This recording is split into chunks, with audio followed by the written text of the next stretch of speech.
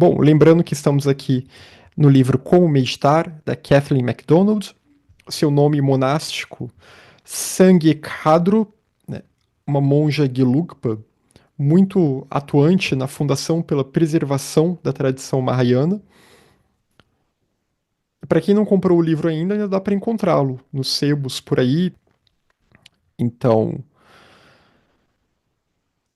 a gente viu um pouco sobre alguns dos obstáculos à meditação, né? E aí a gente entrou na questão das meditações respiratórias.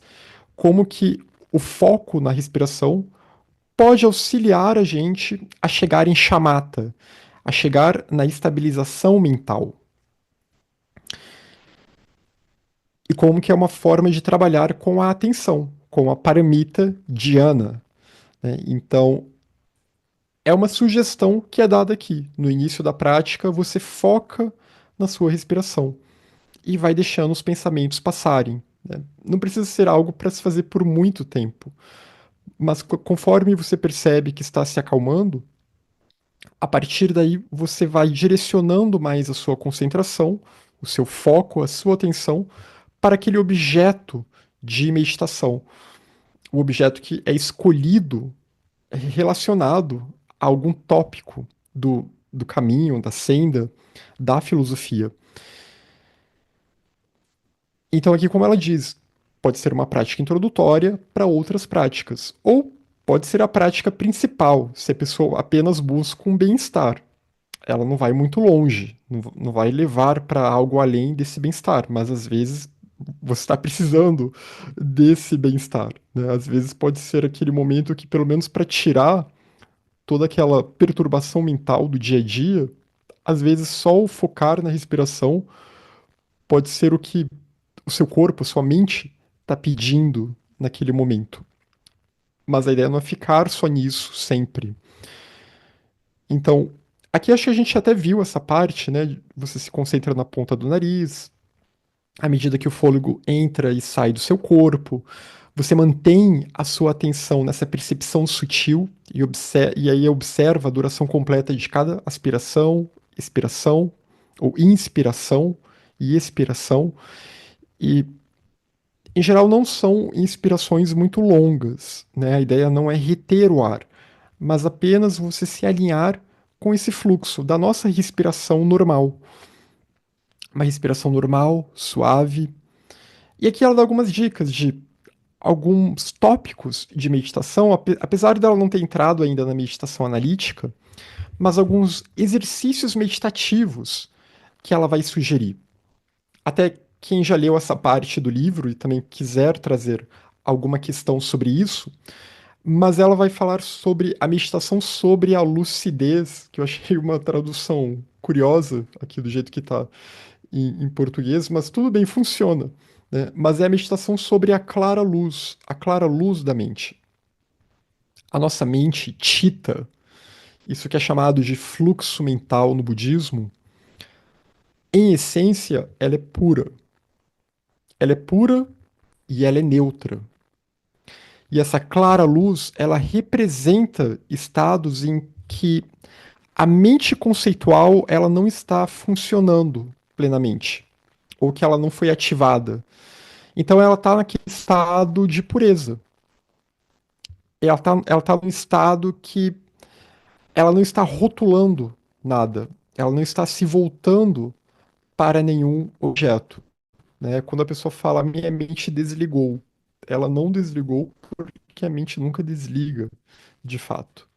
Mas ela chegou e nisso que pode ser chamado de clara luz. Algumas sensações que nós temos repetem esse tipo de estado.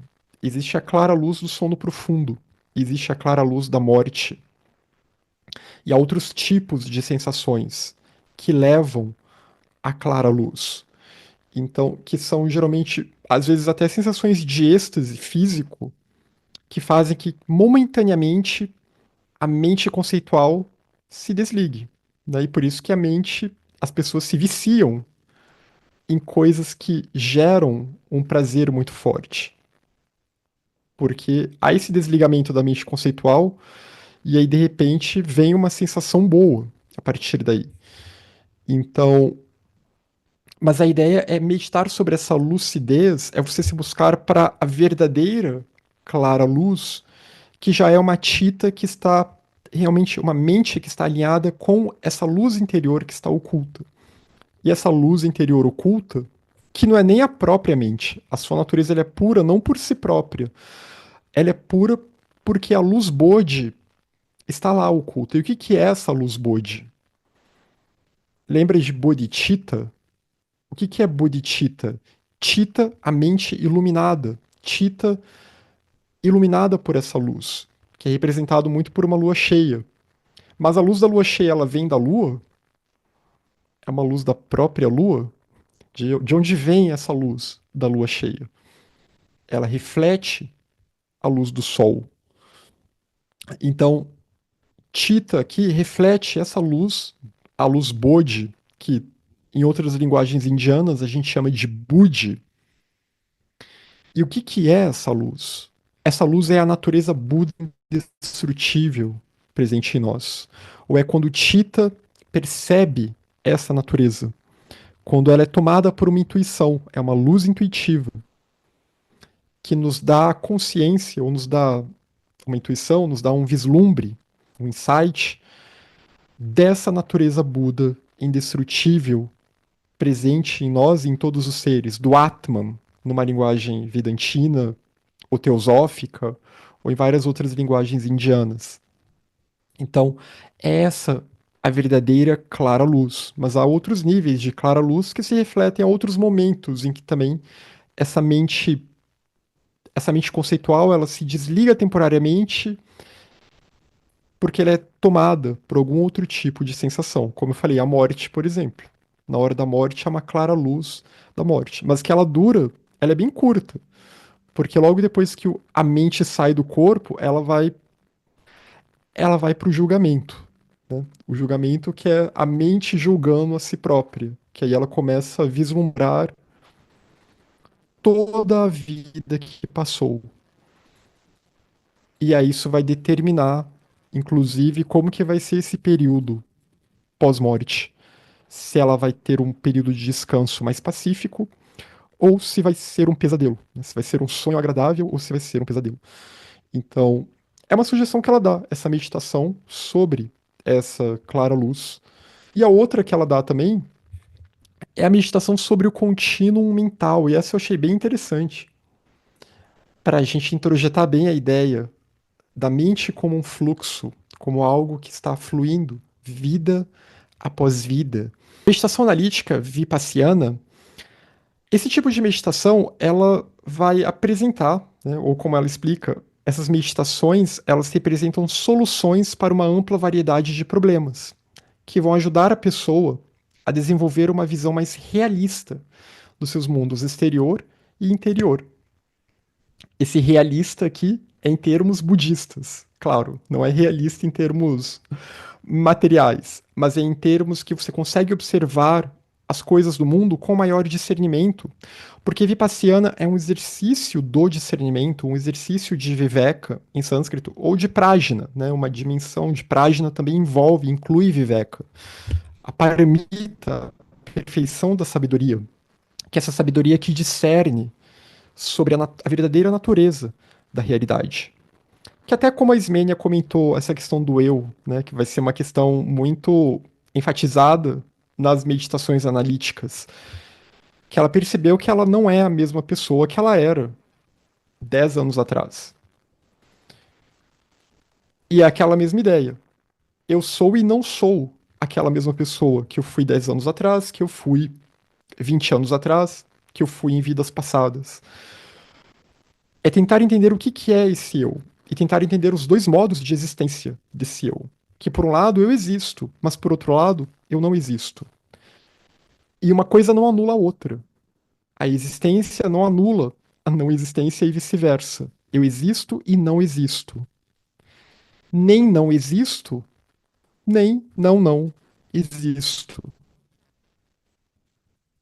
A gente não vai escapar da lógica budista. Não dá para escapar. Então, pensar sempre na questão do vazio, que é o antídoto supremo para a avidya, para a ignorância, para a ideia errônea de um eu separado. As meditações, então, elas visam responder a determinadas perguntas ou refletir sobre determinados tópicos a partir desses pressupostos que são apresentados pela filosofia budista, desses ensinamentos que remontam ao Buda Shakyamuni e ao Círculo dos Arhats. E, claro, os ensinamentos que ele recebeu antes, né, da tradição indiana, do contexto indiano em que ele estava. Mas que ele vai reformular, vai girar a roda do Dharma. Então, é uma meditação que ela vai ter tópicos pré-determinados. Ninguém vai propor fazer vipassana sobre questões mundanas, talvez, que não tenham muito a ver com a senda budista. Porque lembra que sempre que o propósito da meditação é se capacitar para auxiliar os outros seres. Por isso que o Tsongkhapa, ele dá muita ênfase, não só ele, outros autores também, mas aqui já que a gente acabou voltando para Gelugpa sem não oficialmente, né? Ela é uma monja Gelugpa e ela cita o Tsongkhapa, mas ao final do livro. O Tsongkhapa ele vai enfatizar bastante que para meditar é necessário estudar e refletir, né? O estudar ou ouvir o Dharma, ler o Dharma, porque esse é o material que vai nutrir a mente para a prática meditativa, que no Mahayana ela tem um objetivo muito claro, é se tornar um bodhisattva, para auxiliar os seres, se libertar do samsara e continuar a renascer para auxiliar todos os seres, é ser capaz de fazer essa alquimia mental. Então, essas meditações analíticas que são apresentadas aqui, elas não vão ter muitas questões referentes à sua vida particular, à sua personalidade, a questões que você resolve numa terapia, com um psicólogo, com um psicanalista, essas questões mais da personalidade. É claro que ela vai tocar em questões que afetam também a personalidade, mas que estão além disso, né? Pensando nesse contínuo mental que flui vida após vida e que está aprisionado no samsara. Então, tentar entender qual é a visão reta, buscar essa reta visão da realidade. Por isso que aqui ela começa. Em primeiro lugar, dá-se uma meditação sobre o vazio, sobre Shunya, pois essa é a solução mais eficaz para qualquer dificuldade, já que a fonte das dificuldades é a separatividade, é o eu, é a noção de um eu inerente, é a ignorância. Então, o que se propõe aqui, corte o mal pela raiz. Foque-se no klesha raiz, que é a vidya, e queime esse klesha, entendendo, compreendendo o vazio de existência inerente. As outras meditações, porque haverá outros tópicos, nos levam a olhar para nossas hipóteses a respeito da vida, do sofrimento, da morte e dos relacionamentos humanos. E ver que são essas hipóteses e as expectativas delas, né, as expectativas que resultam dessas hipóteses, que causam nossas infelicidades e frustrações, porque esse é o jogo do apego e da aversão. Eu tenho uma expectativa, já que eu tenho uma noção de um eu inerente, e eu quero ser feliz, eu quero ter contentamento, esse meu eu anseia e busca por isso, ele gera uma série de expectativas. E as minhas ações, o meu karma, positivo e negativo, ele vai ser gerado a partir dessas expectativas, condicionadas por apego e por aversão.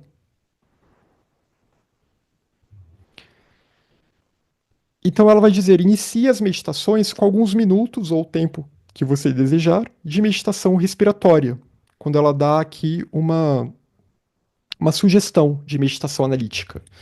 Então, começa com a respiração, né? O Tsongkhapa sugere isso também no Lamrim Chenmo. Vai se focando na respiração, no inspirar e respirar, e vai diminuindo o barulho da mente, a atividade da mente, e observando o estado presente. É claro que você pode usar visualizações, mantras também, para ajudar. E aí então comece a análise. Não deixe a sua mente se afastar do objeto que você estiver analisando. Quanto mais concentrado você estiver, melhor. Muita gente não gosta dessa palavra, concentração. Mas todos esses monges usam essa palavra. A gente tem que pensar a concentração aqui no sentido de atenção, né? Não que eu estou fazendo força ou tentando reprimir o ensinamento, tentando reprimir um pensamento, um sentimento. Não, você deixa passar o que te atrapalha. Mas é aquela concentração no sentido de uma contínua lembrança, né? Você não deixa a sua mente perder aquele foco. E quanto mais você estiver plenamente focado, com uma plena atenção, dissolva a sua mente no objeto, penetrando com o pensamento intelectual.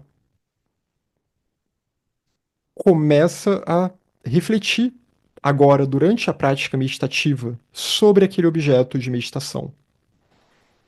Começa a raciocinar. Começa a fazer perguntas. Imagens. Traga à mente imagens relacionadas àquele objeto. Ou ilustrações, né, da sua própria experiência sobre aquilo. Imagem aqui pode até ser uma memória, né? Alguma coisa que você leu um trecho de um texto. Acontece às vezes na prática meditativa. A gente está lendo uma coisa, senta para meditar e aquele texto ele volta para nossa mente. Às vezes vem até a página inteira na nossa mente. E essa meditação, ela poderá tomar a forma de uma palestra interior, como se você estivesse explicando um ponto a si mesmo, ou como um debate, que é o que a gente vê nos textos budistas, isso bastante. Isso é uma forma de explicitar uma prática de Vipassana.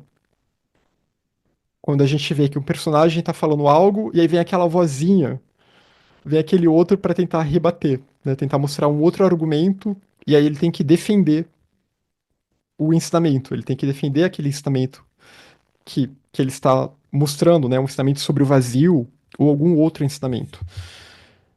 Então, essa lógica dialética, isso é uma forma de meditação analítica. E aqui você vai assumir ambas as partes. Você mesmo vai colocar, como, de novo, a gente vê isso muito no Shantideva, tem isso bastante no Guia do Estilo de Vida do Bodhisattva. A gente vai ver em vários outros autores, no Lam Rinchen também, do Tsongkhapa, né? No Doupopa a gente viu isso também. De repente vem uma voz lá representando um outro ponto de vista, uma outra escola, e você vai lá e responde, mas é o próprio autor que está escrevendo aquilo. Ele não estava debatendo de fato com alguém daquela escola. Ou então, aqui ela sugere, eu achei engraçado o jeito que tá aqui, uma aventura pensamento de estilo livre, né? Deixa a mente fluir em torno daquele objeto de meditação para análise. Vai refletindo livremente sobre aquilo. O que vem à mente, né, quando a gente coloca a palavra vazio como foco da nossa meditação? Vazio ou shunya, ou seu foco na frase eu sou vazio de existência inerente, ou eu e os fenômenos somos vazios de existência inerente. Que outros pensamentos que podem vir aqui? A Ju comentou achando que ela era meio maluca por fazer isso às vezes. Eu achei interessante colocar essa parte aqui, que ela fala de Vipassiana, e a gente já viu isso em outros textos, porque eu sei que muitos aqui têm outros, passaram por outros backgrounds, por outros locais que falam de meditação e que não aceitariam isso como meditação. Que diriam que isso aqui tá errado, que a gente não pode pensar, ou que a gente não pode ficar refletindo ou tendo debates internos na prática da meditação. Que a gente só respira, observa e não julga. Mas a ideia do Mahayana é ser um Buda, não é ser uma ameba. E se a gente tem a faculdade do pensamento, ela é para ser usada. É claro que tem um limite aqui. Há um limite até o tanto que o pensamento chega, mas ele tem que ser refinado. Até que uma intuição, para que uma intuição superior apareça, a gente vai ter que, para que ela seja alcançada, melhor dizendo, o nosso pensamento ele tem que ser como uma faca, que tem que ser afiada, cada vez mais afiada, para que assim ele consiga cortar os enganos e chegar à intuição, né? Para que ele possa então ser queimado pelas chamas da intuição. Por isso que a gente vê aquela representação de Manjushri segurando uma espada flamejante, ou no mapa de Chamata, que até tá o vídeo lá no canal, que ao final tem um personagem montado sobre um elefante segurando uma espada flamejante. Então a gente tem que domar os nossos pensamentos e utilizá-los da forma correta. Que isso vai abrir a nossa mente então para algo que está além do pensamento, que é a intuição, que é o que Vipassana busca no seu sentido mais profundo, é a intuição, porque Prajna é uma sabedoria intuitiva. Prajna não é uma sabedoria. Ela tem uma dimensão lógico-racional, né? As paramitas todas têm diferentes níveis, como o Dana. Tem um nível lá de eu dou comida para alguém que está passando fome, eu ajudo uma pessoa que está precisando de ajuda, que está doente, etc. Mas também tem a Dana de doar o Dharma, tem a Dana de se doar por completo para todos os outros seres, né? De renunciar ao próprio eu em benefício, trocar eu pelos outros, né? A ideia do Lojong, da alquimia mental. Isso é o nível máximo da Paramita Dana. E assim como o Prajna também tem os seus diferentes níveis. Tem o nível do discernimento, o nível de eu estou usando o meu pensamento, eu estou usando a lógica, eu estou usando a reflexão, e tem o nível mais profundo, que é quando é alcançada a libertação do samsara de fato, que é essa intuição sutil que vem, e quando ela vem, não há mais volta, a pessoa se liberta do samsara. É quando há uma percepção de fato, é um estado de consciência de uma mente que agora ela percebe o vazio de eu e dos fenômenos.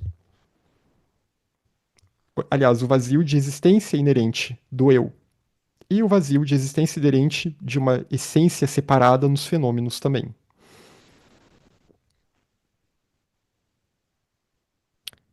E, inevitavelmente, na prática da meditação, nessas meditações analíticas, surgirão dúvidas. Porém, não encubra as dúvidas. Porque se a gente for meditar sobre vários desses tópicos filosóficos complicados da literatura budista, a nossa mente pode ficar um pouco confusa às vezes. Né? Quem é que entende o vazio de verdade? Só um bodhisattva liberto, e mesmo assim, dependendo do nível do bodhisattva, ele não vai entender tudo. Né? O único que tem um entendimento completo da realidade é o Buda.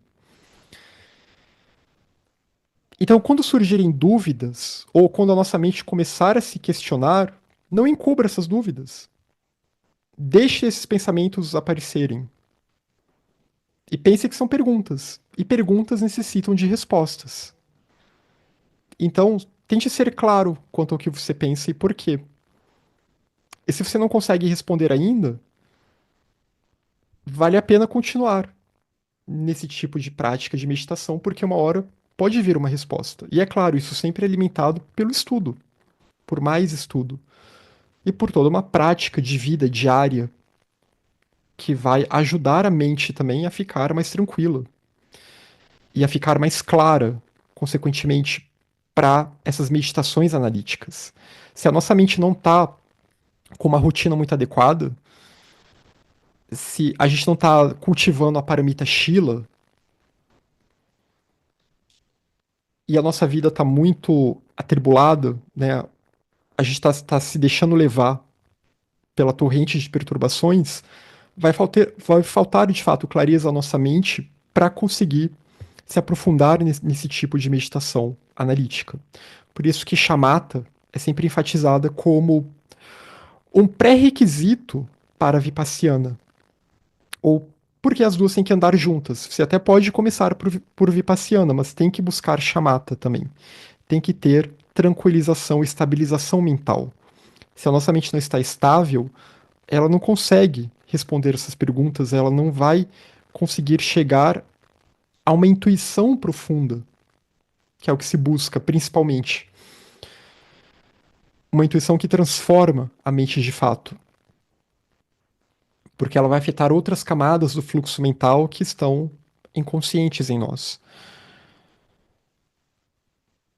Então chegue a uma conclusão sobre o ponto em questão ou deixe-o de lado no momento e atenha-se a ele posteriormente. Aí tem que ter a paciência também. Né? Agora eu não vou conseguir meditar sobre isso, agora eu não vou conseguir responder esse questionamento que veio de mim mesmo.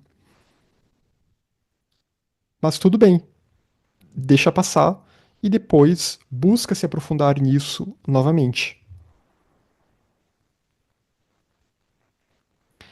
E se durante a análise você desenvolver uma experiência intuitiva sobre o objeto, pare de analisar e mantenha a percepção com chamata, com essa concentração, mantenha a mente estabilizada nesse único ponto, nessa intuição que chegou, por tanto tempo quanto lhe for possível, porque haverá vislumbres durante essa prática, que, como eu falei, é a ideia, afinal, Prajna é uma sabedoria intuitiva. E mesmo que a gente ainda não tenha alcançado essa sabedoria de fato, nesse tipo de prática haverá gotas dessa sabedoria que virão, dessa intuição superior que virá. E a partir do momento que a gente percebe que vem um insight, a gente busca estabilizar a mente nesse insight, para que ele fique bem acomodado ali na mente, né? E o insight bem acomodado, ele pode virar convicção em nós. Ele pode virar certeza em nós. Ele fica introjetado. Então não ignorar essas intuições que podem aparecer durante a meditação. E quando isso se dissipar, aqui ela colocou a palavra sentimento, mas eu acho que o certo era essa sensação intuitiva se dissipar, retome a análise, né, e volte para a análise, ou então conclua a sessão, se já deu aquele tempo ao qual você tinha se proposto para meditar. E essa união, então, de meditações analíticas e estabilizadoras, Vipassana e Shamatha, é essencial se pretendermos atingir a verdadeira transformação da mente. Então, a estabilização mental, a meditação estabilizadora, que aí entram aquelas meditações voltadas para a respiração, como a gente viu. Muitas meditações voltadas para mantras também, visualizações também podem entrar nesse rol de chamata. E as meditações analíticas, Vipassana. Na meditação analítica, pensamos em um ponto específico e o compreendemos intelectualmente. E através da estabilizadora, gradualmente fazemos com que ele se torne parte da nossa própria experiência de vida. Porque a gente não permite que ele vá embora da nossa mente. Shamatha tem muita ligação. É claro, é parte da paramita indiana e tem muita ligação com a ideia de uma contínua lembrança. Contínua lembrança é esse contínuo foco que você reter na mente aquele objeto de meditação, aquele estado mental. De modo, então, que aquilo faça parte da sua vida de alguma forma. Se eu consigo reter na mente que eu sou vazio de existência inerente, mesmo que eu ainda não tenha uma compreensão avançada disso, mas se eu conseguir reter durante grande parte do meu dia a ideia da interdependência, isso pode mudar bastante a forma como eu vou agir no mundo, como eu vou agir em relação às outras pessoas, pode mudar bastante a forma como a minha vida vai fluir, vai funcionar. A Mônica perguntou se podemos ter uma intuição enganosa. Podemos. A gente pode ter. E aqui eu nem falo de algo grave, até em relação ao ensinamento. Porque não somos bodhisattvas ainda, não somos Budas e às vezes a gente pode ter um equívoco em relação a esse ensinamento, compreender uma coisa errada. E aí, a partir daí, a gente pode chegar a uma conclusão, né, não muito correta, talvez. Por isso que continuar a estudar é fundamental. A gente nunca pode parar e nunca pode achar que já conhece tudo. E aí vem o problema também, né, de muitas vezes as pessoas confundem intuição com sensação, com sentimento. Mas às vezes a intuição até pode ser correta, mas a forma como eu vou traduzir aquilo em sensações e em pensamentos pode vir um pouco meio torta. Exato, por isso que é necessário sempre exercitar o discernimento. E sempre se questionar, e sempre ter aquela postura de que só sei que nada sei. Né? Uma postura de que somos todos aprendizes aqui. Porque o caminho é longo, toma muitas vidas, e se a gente ainda está no samsara, é porque a gente ainda está muito longe de aprender tudo o que precisa aprender sobre a vida, sobre a realidade, sobre o karma.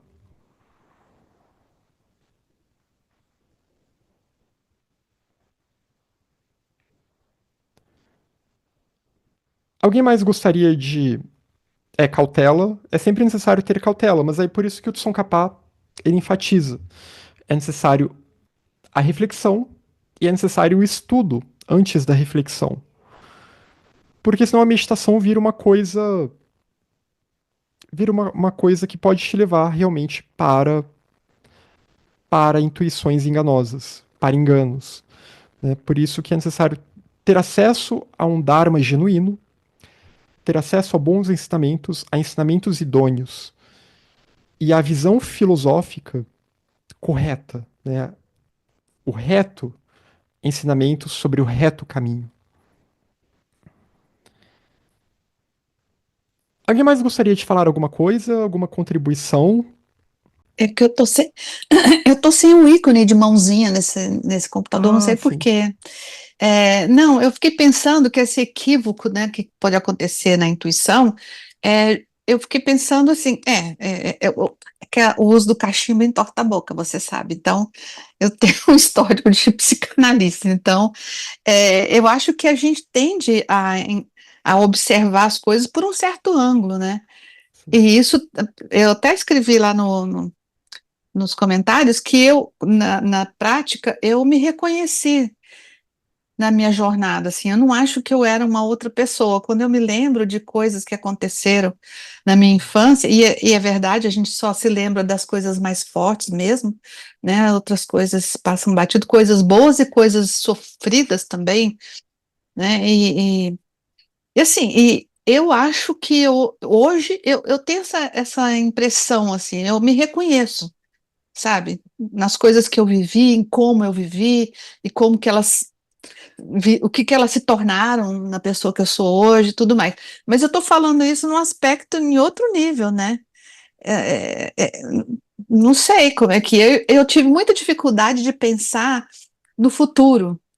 Eu acho que, não sei se por uma angústia, né, por receio, não sei, eu não sei do futuro, eu fiquei pensando, não sei do futuro, mas eu sei que essa ideia de que a gente precisa se, se ocupar, cuidar do futuro, né, ela é importante. Aliás, eu queria comentar uma coisa com vocês, que outro dia que eu frequentei a igreja católica, minha vida, boa parte da minha vida, né, e tinha uma oração do texto Ave Maria que eu rezava com a minha mãe quando eu era criança. Ela rezava a primeira parte e eu rezava a segunda parte. E a segunda parte termina assim: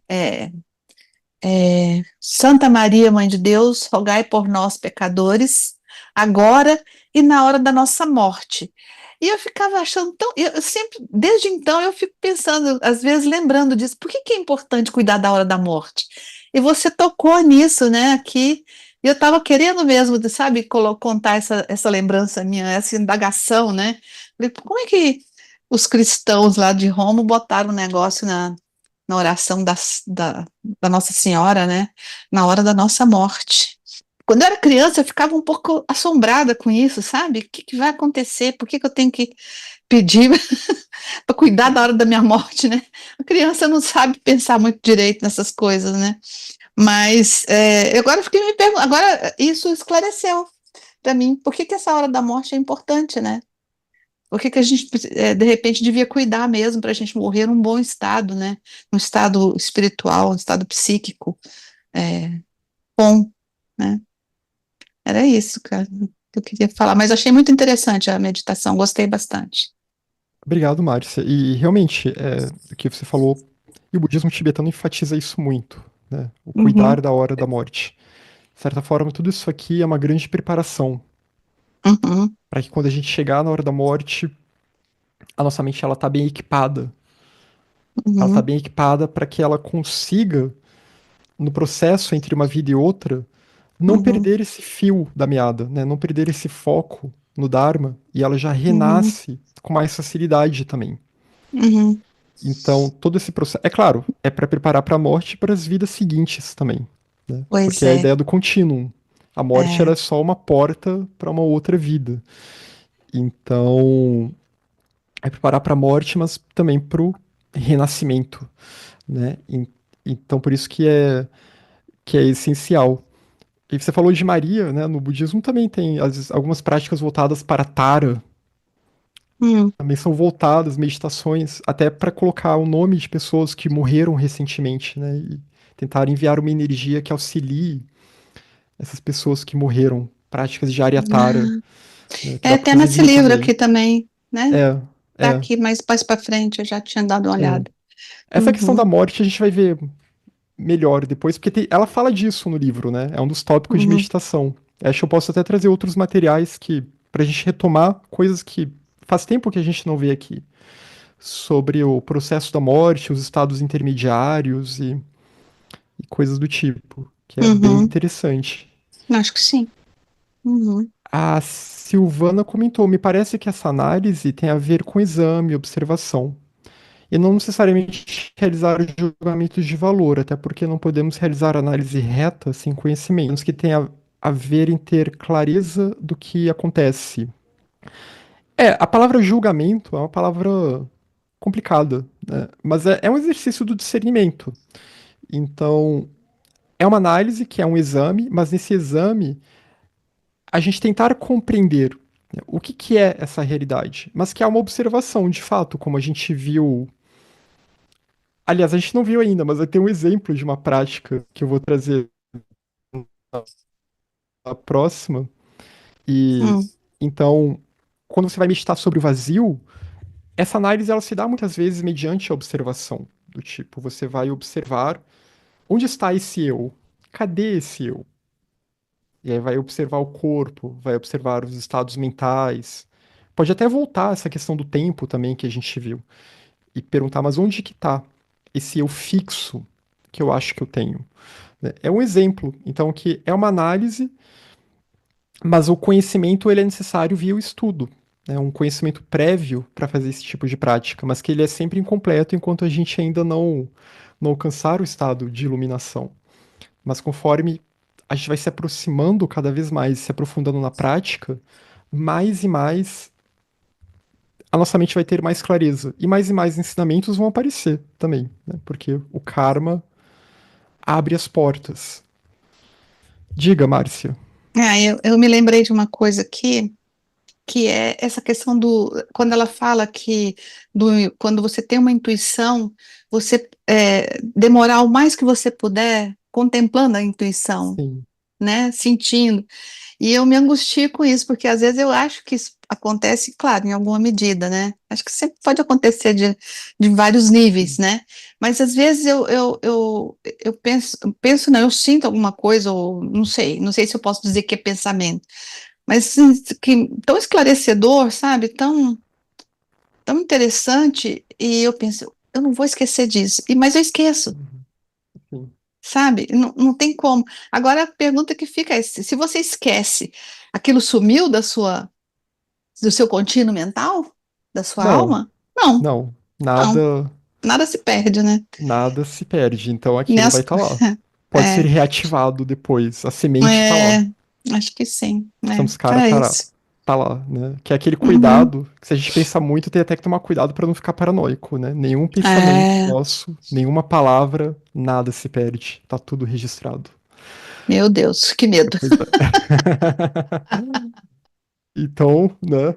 Cuidem, cuidemos das nossas mentes. A Mônica comentou, ah, sim, a questão do bardo, né? Que sim, eu quero trabalhar mais com isso também, esse, esse ano, né?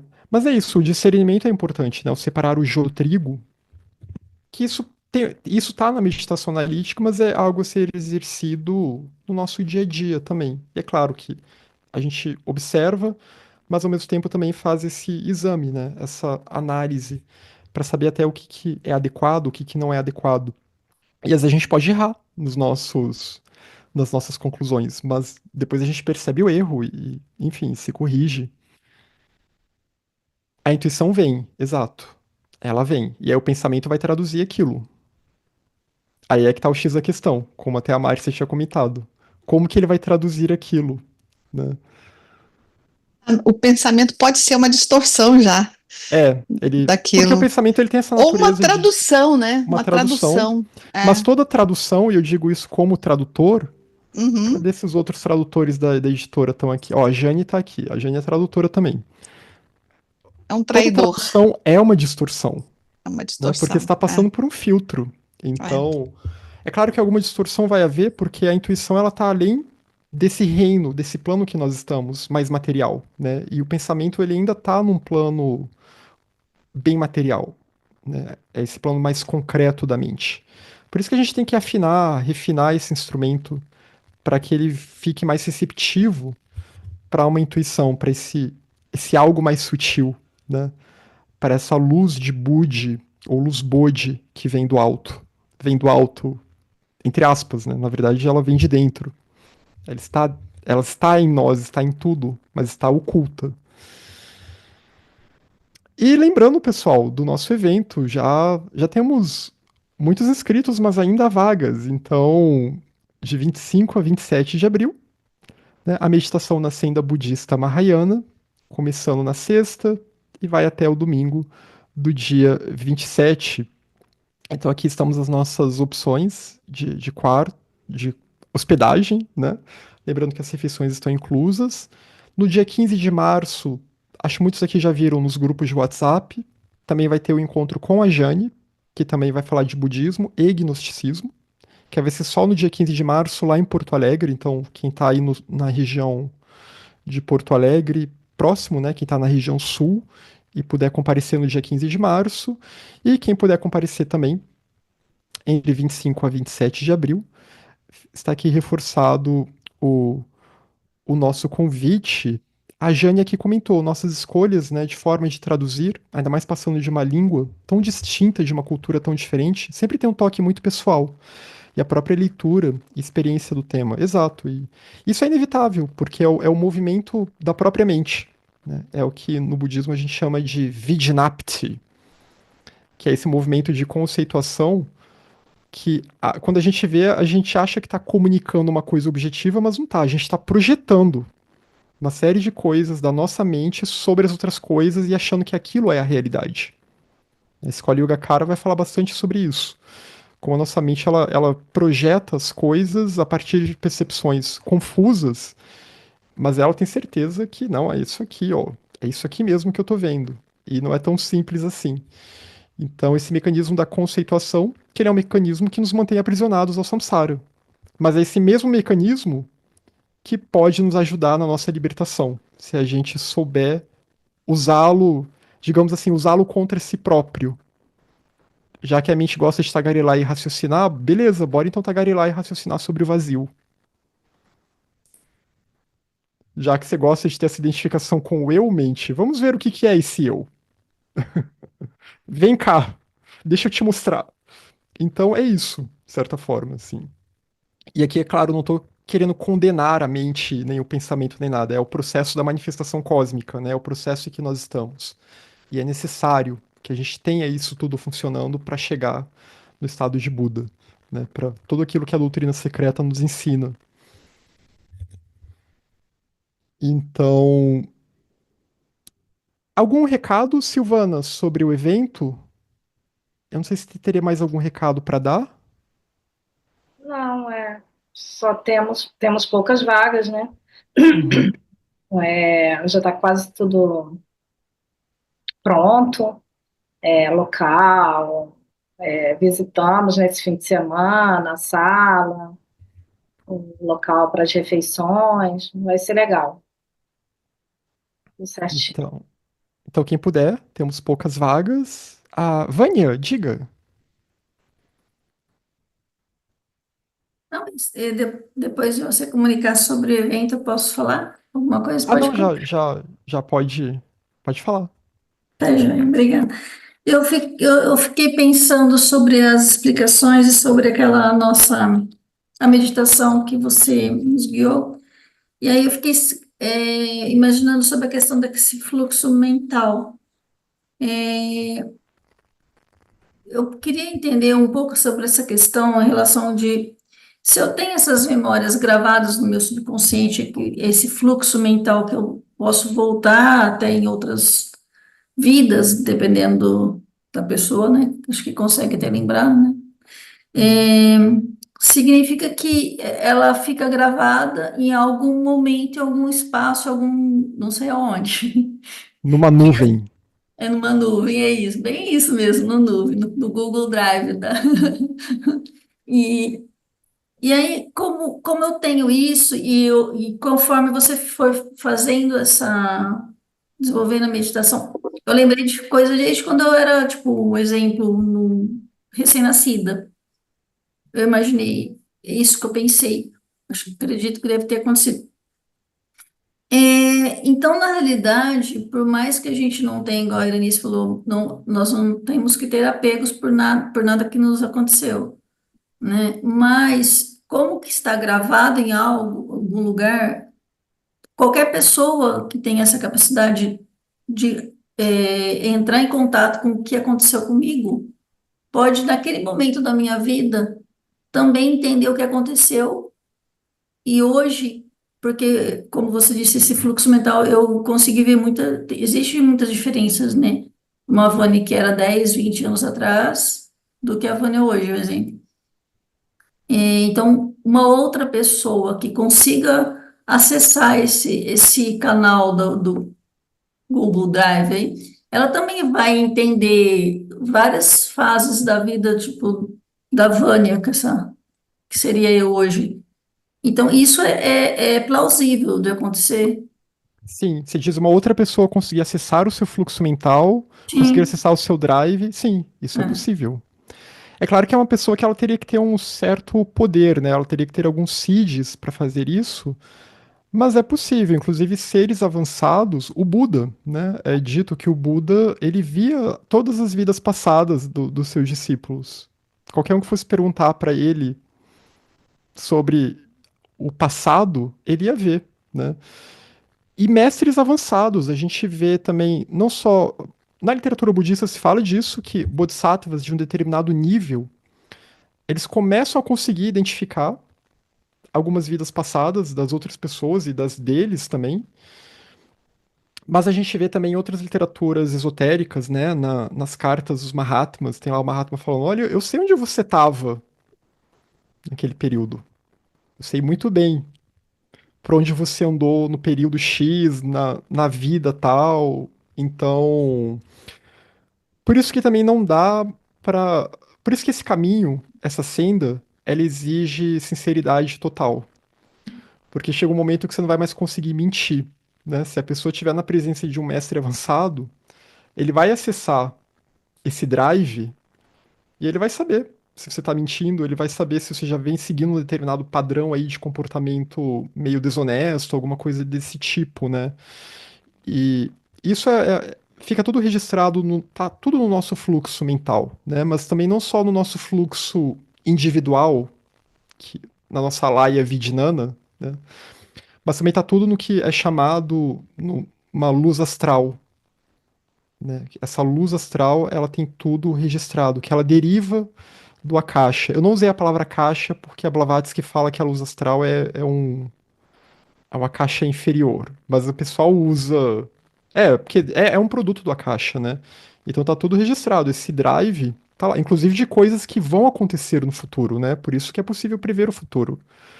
Porque quando o karma já foi colocado em movimento, quando você jogou lá a bola de neve do, do, do topo da montanha, ela vai começar a rolar, então, né, já dá pra ver aquela energia se movimentando. Diga, Jane. Eu, opa, eu só ia comentar que, do que a Vânia comentou, da experiência, do pouco conhecimento que eu tenho, não é que assim, nossa vida é um livro aberto, qualquer um com certas capacidades pode ver. Não me parece que seja exatamente isso. Mas acho que, como o Bruno colocou muito bem, as ações que acontecem, tipo, a Vânia teve, numa encadernação aí para trás, uma ideia de fazer uma viagem para tal lugar e ela acabou fazendo. Então, a consequência daquilo que foi planejado é visto, fica registrado. E de forma, porque as ações físicas são densas, são fáceis de registrar e são fáceis por até sujeitos de mediana capacidade. As ações de expressão são um pouco mais difíceis. E as ações de pensamento, lembra os 3 tipos de ação, como o budismo aborda, elas são um tom vibratório apenas. Então, grandes mestres são capazes de olhar o teu tom, a tua aura, e identificar não o que você disse, o que você pensou, mas qual o klesha que com aquilo estava vinculado, qual a paramita, a qualidade que com aquilo estava vinculado, e como aquilo, portanto, conduziria as tuas ações. Assim me pareceu. Eu me interesso muito por esse tema também, Vânia. Então, assim me pareceu. Mas não quer dizer que a gente está exposto o tempo todo. No entanto, se somos um só, com todos, é claro que a gente tem que ser responsável pelo tempero que está botando nessa sopa, e, obviamente, a gente está exposto a ser descoberto, conhecido, e vão pensar isso no sentido positivo também, resgatado e descoberto no bom sentido, com muito mais profundidade e facilidade por aqueles que, de fato, procuram por nós. Uma das formas que dizem os grandes instrutores procuram seus discípulos, seus antigos chelas, é observando a energia que está funcionando, mas não que eles fiquem olhando e prestando atenção. Qual mensagem de WhatsApp que foi mandada? Não, não essa invasão de privacidade da coisa mais externa, mas da tendência que existe no teu fluxo. Acho muito interessante isso. É interessante, né? E até também porque esse mundão, assim, digamos, do WhatsApp, da tagarelice normal, mundana, é uma vibração muito pesada pra eles, pelo que eu entendo também. Então até perda de tempo, né? Um Mahatma vai ficar se preocupando. Eu tenho certeza que eles não leem nenhum jornais, assim, não. Certamente eles sabem das coisas do mundo que estão acontecendo, os problemas, mas eles não se perdem nessa vibração, essas vibrações mais baixas, né? Então é muito como a Jane falou, essa questão do tom vibratório, né? E quando é um discípulo que eles acompanham, a gente vê isso um pouco nas cartas, no diário do Geoffrey Hodgson. Aí eles até dão uma dica, olha, na vida tal você estava naquele lugar e tal, mas em geral também não vão ficar falando isso, porque, né, a ideia não é ficar se apegando aonde eu estava na vida X, Y, a não ser que tenha um propósito para o trabalho, para a linhagem, né? Eu Senão não pensei em um tem. exemplo, Bruno, que é algo parecido com isso, traduzindo. É, sabe aquele conflito que muitas vezes a gente no mundo tá, se põe o vestido vermelho ou o vestido azul para ir naquele lugar onde você vai encontrar o grupo do Lux? Sabe que você fica naquela tensão?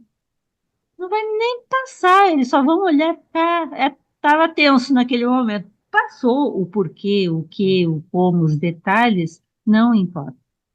mas o que é aquilo, e aí é importante a gente conhecer kleshas e virtudes, como aquilo contaminou, conduziu, trocou, modificou o estado vibratório do seu fluxo, né? E é isso que importa. Os vritis que o Patanjali vai falar, né? Que vão dando tom para o fluxo mental, né? É muito interessante. Sim. Alguém mais? A gente já estourou o tempo, né? Acho que já tá na hora. Vamos fechar aqui. Comentar. Diga. Eu vou voltar à palavra julgamento. Por quê? Porque nas minhas práticas meditativas eu estava Aham. julgando, achando que estava fazendo meditação Ah, analítica. sim. Então, eu fui até procurar no dicionário etimológico a palavra e análise, a raiz, e tem a ver com decompor, como é que tá? Até anotei. Decompor um todo em suas partes Sim. componentes. Observar e examinar. Então, eu achava que estava fazendo meditação analítica e eu estava julgando, não estava fazendo meditação analítica. Então, antes da meditação analítica, tem toda uma decomposição. Eu estou falando não dessa meditação ainda elevada, que é sobre o vazio. Estou falando de uma meditação de um determinado ponto, conceito, situação, experiência, o que for. Então, decompor por que aquilo aconteceu, onde aconteceu, em quais circunstâncias, nananã, e se ter uma conclusão sobre aquilo. E não já achar, fazer uma meditação, fazer um julgamento e achar que aquilo já é uma meditação analítica, entende? Foi nesse Não, tipo de não, aí não seria. Não situação que eu seria análise. fiz. Porque aí você já foi pra conclusão precipitada, né? Então, é como você falou, esse decompor, que até é sobre o vazio também, né? Como a gente vai ver, porque primeiro você vai analisar o que que é esse eu, né? De onde ele vem? Quem é esse eu? E de onde que ele surge? Né? É assim que vai começando, até que, que há um aprofundamento dessas questões. A gente vai ver no capítulo que fala sobre isso, daqui, sem ser na próxima quarta, na outra semana. Mas é exatamente isso. Esse decompor, né? O, você vê as partes que constituem, que é uma ideia bem Shúnya também. Aquilo que parece tão indivisível. Opa, peraí. Isso aqui é um emaranhado de causas e condições. Tem um encadeamento de coisas que fazem com que aquilo surja. Né? E a Jane comentou, analisar sem brigar, né, com o que vai observando. Exato.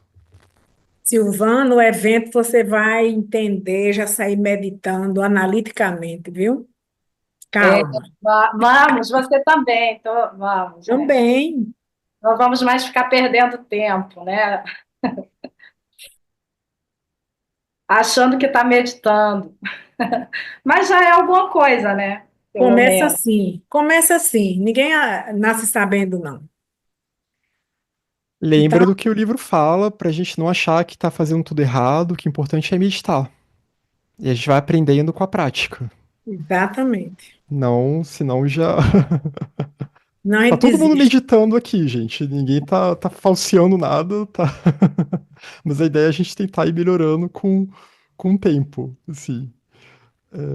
Isso. Senão a gente se desencoraja também, né? Porque quem medita de fato, de verdade, é um Buda. Mas aí, se a gente for pensar desse jeito, é, aí sim o Buda está sempre em meditação. Esse nunca sai de Samadhi. A gente chega Essa... lá. A gente chega lá. É. Não sei Tchau, se vai Gi. ser em abril o evento, mas o evento vai ser muito bom. Eu só não quero. Cuidado com as expectativas Em aí, né? milhões de anos, sem pressa. É, exatamente. Boa noite. Boa noite, gente. Obrigada, Bruno. Obrigada a Obrigado. todos. Boa noite. Boa noite, Obrigado. Graça, Obrigado. Cris, Fechar aqui. Silvana. Boa noite, boa noite. Boa Boa noite, noite. Silvio. Boa noite, Até mais. Bruno.